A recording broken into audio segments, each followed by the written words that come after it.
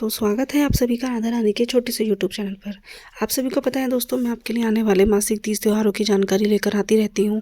तो आज हम बात करेंगे महाशिवरात्रि की। तो महाशिवरात्रि आपको बता दें, वैसे तो छोटी छोटी जो शिवरात्रि होती है वह हर महीने आती हैं, लेकिन साल में 2 बार आती हैं बड़ी महाशिवरात्रि, जिस दिन भगवान शिव का विवाह हुआ था और उनका प्राकट्य हुआ था, ऐसा पुराणों के हिसाब से माना जाता है। तो जो महाशिवरात्रि होती है दोस्तों, वह साल में 2 बार आती है। पहली तो आती है फागुन महीने के कृष्ण पक्ष की 14 को, और दूसरी आती है सावन महीने के कृष्ण पक्ष की 14 को।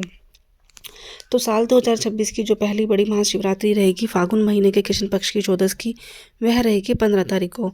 देखो, अभी आपको पता है कि कल ही पूर्णिमा गई है, यानी कि जो माघ महीने की पूर्णमासी खत्म हो गई है और पूर्णमासी के बाद से हमारा नया महीना शुरू हो जाता है। तो फागुन का महीना शुरू हो चुका है और फागुन महीने की 14 को हम बनाएंगे महाशिवरात्रि का त्यौहार। तो महाशिवरात्रि दोस्तों 15 या 16 को तो लोगों को कन्फ्यूज़न है कि आजकल त्योहारों को लेकर बड़ी कन्फ्यूज़न बनी रहती है कि आधे दिन, मतलब ऐसा होता है कि आधे त्यौहार आधे दिन होते हैं और आधे त्यौहार आधे दिन होते हैं। तो लोग इसी सोच में रहते हैं कि उदय तिथि के हिसाब से हम कब ये त्यौहार बनाएं। लेकिन शिवरात्रि जैसा त्यौहार जो होता है दोस्तों, वह हमें उदय तिथि के हिसाब से नहीं, जो उदय चंद्रमा होता है उसके हिसाब से बनाते हैं, क्योंकि शिवरात्रि की जो पूजा होती है वह मुख्यतः प्रदोष काल से लेकर देर रात तक 4 पहर की होती है। तो अब मैं आपको इसका जो सबसे पहले तो आपके मन की जो कन्फ्यूज़न है वो क्लियर कर देती हूँ। जो शिवरात्रि शुरू होएगी वो 15 फरवरी को शाम को 5:04 से 16 फरवरी को शाम को 5:24 पर 34 पर समाप्त हो जाएगी। तो ऐसे में हम साफ तौर पर जो व्रत रखेंगे वह रखेंगे 15 फरवरी को, क्योंकि जब 15 फरवरी को हम शाम को 4 पहर की पूजा करेंगे तो उस समय शिवरात्रि की तिथि चालू रहेगी। लेकिन अगर हम उदया तिथि के हिसाब से यह व्रत रखें 16 फरवरी को, तो जब 16 फरवरी को हम शाम को 4 पहर की पूजा करेंगे तो हमारी जो शिवरात्रि की तिथि है वह नहीं रहेगी। ठीक है, तो उसी हिसाब से हम 15 फरवरी को रखेंगे शिवरात्रि का व्रत। शिवरात्रि का व्रत जो होता है दोस्तों, वह हिंदू धर्म में बहुत ही प्रसिद्ध और बहुत ही बड़ा पर्व माना जाता है। इस दिन विधि विधान से भगवान शिव और माता पार्वती की पूजा की जाती है। ऐसा माना जाता है जो भी जातक इस दिन व्रत रखते हैं, भगवान शिव का रुद्र अभिषेक करते हैं, शिवलिंग का अभिषेक करते हैं, तो उनके जीवन के सभी सुख उनको प्राप्त होते हैं, सभी दुख उनके दूर हो जाते हैं, दरिद्रता उनकी दूर हो जाती है। जीवन में उनको जितने भी सुख की प्राप्ति होती है, सभी सुखों को भोग कर वो अंत में मृत्युवास मोक्ष को प्राप्त होते हैं। इसी के साथ साथ जो भी महिलाएं, शादीशुदा सुहागन महिलाएं, महाशिवरात्रि के दिन भगवान शिव और माता पार्वती को विधि विधान से उनकी पूजा करते हैं और माता पार्वती को श्रृंगार की सामग्री अर्पित करते हैं और उनका गठबंधन करती हैं, तो उनको अखंड सौभाग्यवती का वर प्राप्त होता है। ऐसे में कहा जाता है कि उनके पति की कभी अकाल मृत्यु नहीं होती और वह उनको एक सुखद दाम्पत्य जीवन के सारे सुख प्राप्त होते हैं। और जो भी महिलाएं इस दिन उपवास रखती हैं, भगवान शिव की आराधना करती हैं, ऐसा कहा जाता है कि उनके जो पति होते हैं उनके जीवन में सफलता है और धन की कोई कमी नहीं होती। तो दोस्तों, शिवरात्रि का जो त्यौहार बनाया जाएगा वह बनाया जाएगा 15 फरवरी 2026 को। साल की पहली बड़ी महाशिवरात्रि रहेगी, जो कि शाम को 5:04 से शुरू होकर 16 तारीख को 5:34 पर समाप्त हो जाएगी। महाशिवरात्रि के हिसाब से जो हम पूजा करते हैं, जिसमें 4 पहर की पूजा हमारे लिए लागू होती है, तो वह जो 4 पहर की पूजा रहती है दोस्तों, वह रहेगी 15 फरवरी को शाम को। आप सारा दिन व्रत रखोगे, शाम को 6:11 से 9:23 तक आप पहले पहर की पूजा कर सकते हो। अब दोस्तों, महाशिवरात्रि की जो पहले पहर की पूजा होती है वह तो हम जैसे हम लोग आम लोग हैं, व्रत रखते हैं, या मंदिर के पंडित हो गए, सभी लोग पहले पहर की पूजा शिवरात्रि के समय करते हैं। तो जो कि रहेगी शाम को 6:11 से 9:23 तक की। लगभग 3 से 3.5 घंटे का यह समय अवधि रहेगी, जिसमें आप सभी पूजा करके अपना जो भी फल है वह प्राप्त कर सकते हैं। ठीक है, अब 4 पहर की जो पूजा होती है ना दोस्तों, 4 पहर की जो पूजा होती है मुख्यतः ज़्यादातर तो देर रात के बाद वह लोग करते हैं जिनको तांत्रिक इच्छा में, तांत्रिक विद्या में, तांत्रिक शक्ति में इच्छा होती है, या जो अघोई बाबा होते हैं वह करते हैं। जो बड़े बड़े पंडित होते हैं मंदिरों में, बड़े बड़े मंदिरों में पंडित होते हैं जो अखंड पाठ करते हैं या जो हवन करते हैं उस दिन अपनी शक्तियों को उभारने के लिए और शक्तियाँ प्राप्त करने के लिए, वह लोग करते हैं। हम लोग तो हम सिर्फ पहले ही पैर की पूजा कर लेते हैं, लेकिन फिर भी मैं आपको बता देती हूँ, अगर कोई जातक अपने घर में भी करना चाहे तो कर सकता है। इसमें कोई बड़ी बात नहीं होती है कि नहीं कर पाओगे, सभी कर सकते हैं। बाकी मुख्यतः तौर पर तो वही लोग करते हैं जिनको तांत्रिक शक्ति, तांत्रिक विद्या में इच्छा होती है। तो 15 फरवरी की जो दूसरे पहर की पूजा रहेगी वह 9:30 बजे से लेके देर रात 12:30 बजे तक रहेगी। तीसरे पहर की पूजा देर रात 12:30 बजे से लेकर 3:47 तक रहेगी ब्रह्म मुहूर्त के समय। और चौथे पहर की पूजा 3:47 से लेकर सुबह 6 बज के, मतलब समझ लो 6 बज के, इसमें 55 मिनट का हमें समय दिया है, तो 7 ही बज जाएंगे, जो कि 16 फरवरी को सुबह हो जाएगी।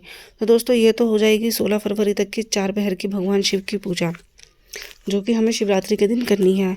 अब मैं आपको बता देती हूँ शिवरात्रि के दिन जो व्रत का पारण का समय रहेगा अगले दिन का, वह क्या रहेगा। वह रहेगा सुबह 6:33 से लेकर दोपहर में 3:10 तक का। तो आप इस बीच में कभी भी अपना व्रत खोल सकते हो, भंडारा कर सकते हो, और जो भी आपने अपनी शिवरात्रि की व्रत में पूजा का सामान है वह गरीबों को दान कर सकते हो, ब्राह्मण को दान कर सकते हो। तो आप ऐसे अपना व्रत रख सकते हो, ठीक है। अब इसके अलावा मैं इसमें आपको बता देती हूँ, जैसे कि देखो विकरांत पंचांग 11 बजे से लेके 1 बजे तक, मध्य रात्रि में 11 बजे से लेके 1 बजे तक अगर आप चाहो तो दूसरे पहर की पूजा भी कर सकते हो। यह जो पूजा होती है वे एक ऐसी पूजा होती है 11 बजे से 1 बजे तक, इन्हें कोई भी कर सकता है। ये पहले पहर की, दूसरे पहर की पूजा में गिनी जाएगी। लेकिन जैसे आप लोग अपने जीवन के सभी सुखों को प्राप्त करना चाहते हो, अपने घर की दरिद्रता दूर करना चाहते हो, अगर आपको बहुत लंबे समय से रोग चल रहा है, वो रोग आपका छुटकारा नहीं हो पा रहा है, तो आप उस समय में पूजा करके, कुछ उपाय करके अपनी परेशानियों को दूर कर सकते हो। तो दोस्तों महाशिवरात्रि की पूजा विधि मैं आपको बता देती हूँ। सबसे पहले आपको ब्रह्म मुहूर्त में उठकर नहा धोकर स्नान आदि करके अपने घर को आप साफ शुद्ध कर लीजिए। यदि आपके घर में शिवलिंग है, शिवलिंग की कोई छोटी प्रतिमा है तो बहुत अच्छी बात है, नहीं तो आप अपने गमले से मिट्टी लेकर मिट्टी का शिवलिंग भी बना सकते हो। मिट्टी के शिवलिंग को आपको सबसे पहले गंगा जल डाल के शुद्ध कर लेना है। उसके बाद पंचामृत से रुद्राभिषेक करना है। पंचामृत में आप दूध, दही, घी, शहद, शक्कर और गंगा जल इत्यादि आप इस्तेमाल कर सकते हो। किसी फल का रस भी आप इस्तेमाल कर सकते हो, जो कि बहुत ही उत्तम माना जाता है। चंदन, लाल चंदन, पीला चंदन, सफ़ेद चंदन से भी आप उनको अभिषेक करा सकते हो। तो आप उनको अभिषेक कराइए। उसके बाद आप उनको वस्त्र के रूप में जनेऊ अर्पित कीजिए। जनेऊ के बाद आप उनको इत्र लगाइए। इत्र हमें सभी देवताओं को लगाना चाहिए। इत्र की महक से देवता हमसे बहुत जल्दी प्रसन्न होते हैं और माता रानी हमारी सभी इच्छाओं को पूरा करती है। इत्र लगाने के बाद आप उनको फूल चढ़ाइए। फूल में आप पीले फूल, लाल फूल, गुलाब के फूल इस्तेमाल कर सकते हो। उसके बाद आप उनको बेल पत्ते हो गए, बेल का फल हो गए, धतूरे हो गए, भांग हो गई और कनेर का फूल इत्यादि आप उनको अर्पित कर सकते हो, ठीक है। यह अर्पित करने के बाद आप फिर उनको फल अर्पित कीजिए। जो भी मौसमी फल हो आपके बजट के हिसाब से, जैसी मिठाई आप ला सकते हो वो मिठाई आप उनको अर्पित कर दीजिए। उसके बाद आप उनको दीप और धूप से आरती उतारिए। भगवान शिव के मंत्रों का जाप कीजिए और भगवान शिव की चालीसा पढ़िए और अपने मन को शांत रखिए। इसी के साथ साथ सारा दिन आप अपने व्रत का संकल्प लीजिए कि आपने यह व्रत किस वजह से किया है। वैसे मैं आपको बता दूं, अगर आपने मेरी पहले भी वीडियो देखी हुई तो आप सभी को पता होगा कि मैं मासिक शिवरात्रि का व्रत रखती हूँ। तो महाशिवरात्रि तो मेरे लिए बिल्कुल वैसी हो जाती है, क्योंकि मैं हर महीने की मासिक शिवरात्रि में वैसे ही पूजा करती हूँ जैसे बड़ी महाशिवरात्रि में पूजा करते हैं। तो ये सब पूजा करने के बाद आप सारा दिन रहिए। इस दिन व्रत में हमें नमक नहीं खाना होता है। यह व्रत हमें मीठे से करना होता है। लेकिन अगर आपको किसी प्रकार की शारीरिक कोई समस्या है, आपका स्वास्थ्य उस चीज़ को अलाउ करता है, तो आप बिना नमक का खाइए, नहीं तो आप व्रत का सेंधा नमक या व्रत का भोजन भी इस्तेमाल कर सकते हो। तो दोस्तों मैं आपको बता देती हूँ, वास्तविक में तो मैं ये व्रत जो करती हूँ, जब मैं व्रत शाम को पूजा कर लेती हूँ तो व्रत खोलने के लिए मैं सबसे पहले मीठी चीज़ का उपयोग करती हूँ, जैसे मीठी खीर, मीठा हलवा या मीठी मिठाई जो भी मैंने बनाई होती है, जिसका मैंने भगवान को भोग लगाया होता है। पहले मैं वो चीज़ खा के अपना व्रत खोल लेती हूँ और उसके बाद मैं जो व्रत का नमक होता है, व्रत के नमक से अपना जो है मतलब पूजा, व्रत के नमक से बाद में अपना भोजन खा लेती हूँ, क्योंकि मेरे को थोड़ा बीपी का प्रॉब्लम है, तो इस वजह से। बाकी जैसे मैंने बताया, अगर आपको कोई स्वास्थ्य संबंधी परेशानी है तो आप व्रत का नमक इस्तेमाल कर सकते हो, नहीं तो यह व्रत मीठे से ही करना होता है। अपना मीठे से अन्न खोल के व्रत खोल लीजिए आप, और फिर आप अगले दिन सुबह उठकर ब्रह्म मुहूर्त में दोबारा, जैसे मैंने आपको बताया 16 फरवरी को व्रत के पारण का समय रहेगा, तो ब्रह्म मुहूर्त में उठकर वैसे ही पूजा कीजिए भगवान शिव की, जैसे आपने एक दिन पहले करी थी। सारी पूजा कर कर फिर आप दो आपको अलग अलग निकालने हैं दान पात्र में, एक ब्राह्मण के लिए और एक गरीब के लिए। तो जो भी आपने फल फूल इत्यादि आपने अपनी पूजा में इस्तेमाल किए थे, उसमें से थोड़ा थोड़ा आप ब्राह्मण और गरीब के लिए निकाल सकते हो, उनको दान देकर।